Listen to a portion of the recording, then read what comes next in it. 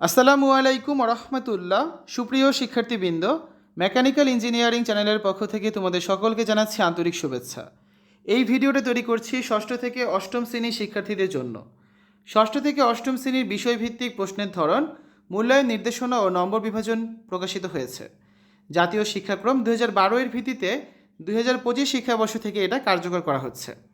আজকের এই ভিডিওতে আমরা দেখব ষষ্ঠ, সপ্তম এবং অষ্টম শ্রেণীর বাংলাদেশ ও বিশ্ব পরিচয় বিষয়ের প্রশ্নের ধরন এবং নম্বর বিভাজন। প্রশ্নের তোমাদের মোট পূর্ণমান হচ্ছে কত? 100 করে, ঠিক আছে? প্রতিটি বিষয়ে সৃজনশীল প্রশ্নের জন্য থাকবে 50 নাম্বার, সংক্ষিপ্ত প্রশ্নের জন্য 20 নাম্বার এবং বহু নির্বাচনী প্রশ্নের জন্য 30 নাম্বার করে বরাদ্দ করা হয়েছে। প্রতিটি সৃজনশীল প্রশ্নের নাম্বার হচ্ছে 10 করে, সংক্ষিপ্ত প্রশ্নের নাম্বার 2 করে, আর প্রতিটি বহু নির্বাচনী প্রশ্নের নাম্বার হচ্ছে 1 করে।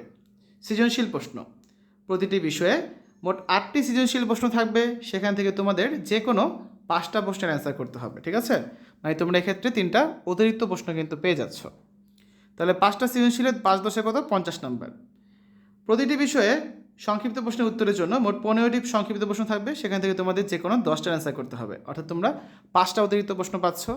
আর প্রতিটা প্রশ্ন হচ্ছে 2 করে, তাহলে কত হচ্ছে এখানে থাকছে মোট 20 নাম্বার। তাহলে 50 আর 20 70 নাম্বার শেষ। বাকি 30 নাম্বারের জন্য থাকছে বহু নির্বাচনী প্রশ্ন।